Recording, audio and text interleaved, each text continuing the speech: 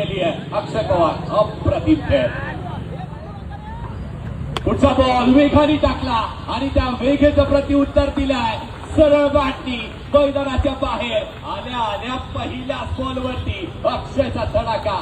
शकता पुढचा बॉल पुन्हा एकदा फुलटॉक आणि त्याच दिशेने सोयीचा पहिलाच बॉल आणि त्या पहिल्या बॉलवरती आडव्या बॅटने एक चांगला प्रहार. वन बाउन्स सीमेरेषे बाहेर आलाय. पहिल्या बॉलवरती चौकार.